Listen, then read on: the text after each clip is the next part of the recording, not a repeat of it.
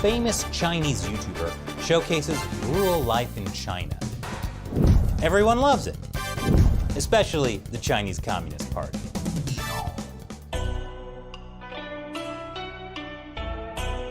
Welcome to China Uncensored, I'm Chris Chappell. Modern China can be a chaotic place. Crowded streets, traffic jams, police blocking your camera. Thank Mao, there's a way to relax. Retreat to the countryside. Enjoy the quiet life, the traditional life of a Chinese farmer. Like back in the day, before Mao totally didn't starve farmers to death. And that brings us to YouTube star Li쯔치는. Li쯔chi's YouTube channel is all about daily life in rural China. She prepares meals and other tasks for her and her grandmother using only the nature that surrounds them.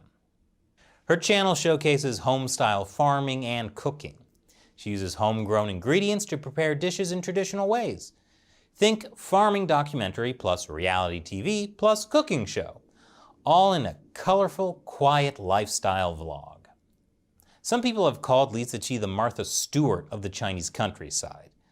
Although I don't think even Martha Stewart plants and picks her own cotton so she can turn it into a handmade mattress. I mean, who doesn't love picking cotton? Except obviously 500,000 forced laborers in Xinjiang. At any rate, Li쯔chi's videos are beautifully shot and produced, and they're hugely popular around the world. She has more than 27 million followers on Weibo, China's version of Twitter, and she has nearly 15 million subscribers on YouTube, breaking the Guinness World Record for most subscribed Chinese language channel. All this is great, and I mean that for real. She makes great videos. But unfortunately, things are never so simple in communist China. Under China's authoritarian regime, it's not always easy when you get too much publicity. Make one wrong move, and you could be in deep trouble. Like in 2018, when a live streamer was sent to jail for singing China's national anthem in a goofy manner. To be fair, I like her version. At least compared to the official version. Luckily for Li쯔chi, her content is focused on nature. Her only dialogue is with her pets and her grandma, so she's probably safe from politically motivated censorship. In fact, Li쯔chi is more than just safe. Chinese state-run media actively support Li쯔chi's YouTube stardom. Supporters argue that Li has done more to sell Chinese culture than the Confucius Institute, the government-backed soft power promotional organization with a presence in more than 100 countries. Yes, Chinese state-run media absolutely love Li쯔chi. So much so that Li was invited to be the promotion ambassador for China's Communist Youth League. And just in case that wasn't enough, People's Daily even co-branded with Li쯔chi to sell plum snail powder noodles to her fans in China. Yes, plum snail powder noodles. Yum. Of course, in many ways, it's great that such a talented person gets good press and opportunities like this. But it does raise a few questions, which I'll get into after this quick commercial break. Welcome back. The Chinese Communist Party endorses Li쯔chi's YouTube channel, and that brings with it some issues. The most obvious one is, how is Li free to use YouTube, which is banned in China? The Chinese government hands out punishments to netizens who access YouTube through a VPN, like that guy Lonelyfly, who we did a video about just last month. But Li쯔chi's YouTube channel somehow gets a free pass. Another issue is, she's allowed to promote this kind of traditional culture, the kind of culture Mao tried to wipe out. And she's doing it at a time when the Chinese Communist Party wants to promote its skyscrapers, 5G technology, and high-speed trains. The party has been trying to bury the memory of laborious farm work and promote everything modern. But as it turns out, viewers around the world are actually much more captivated by Li쯔chi's vivid presentation of China's traditional farm life than they are by China's modern technology. The culture the Chinese Communist Party once tried to desperately destroy is now what's giving them the positive attention they crave. And that's why Chinese state-run media doesn't hesitate to approve Lizuchi. Her videos can promote China's soft power and global influence. At the same time, her videos are in line with the Chinese Communist Party's new campaign of rural revitalization, as well as its ideas of rejuvenation of the Chinese nation. So Lizuchi can keep her YouTube channel because of her influence outside of China. Lizuchi carries out the same agenda as Chinese state-run media, only better.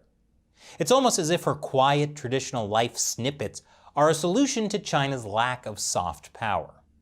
Soft power has been pretty high up on the Communist Party's priority list. Back in 2007, then Chinese leader Hu Jintao said, "We must enhance culture as part of the soft power of our country," and that we will further publicize the fine traditions of Chinese culture and strengthen international cultural exchanges to enhance the influence of Chinese culture worldwide. According to Joseph Nye, who coined the term soft power, China suffers from a soft power deficit for two main reasons. First, the promotion of nationalism, which propels an assertive approach to conflicts and antagonizes foreign audiences. And second, China's soft power does not derive from civil society, but from government sources, which lack credibility. In other words, centralized government power isn't fun to watch. When they come out with rap groups who lay down tracks celebrating the party's growing military,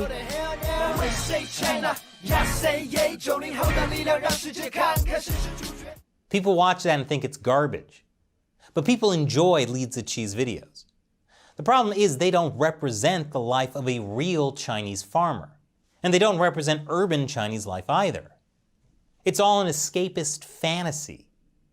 Now, although she's on YouTube, Lizuchi's content is mostly for a domestic Chinese audience that she reaches through Chinese social media platforms.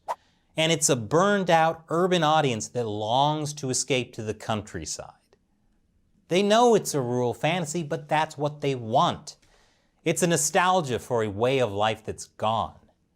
If all this sounds familiar, that's because there's a Western version of this rural escapism called cottagecore. I mean, I get it. That's basically why I play Stardew Valley. Well, that and my love for Abigail.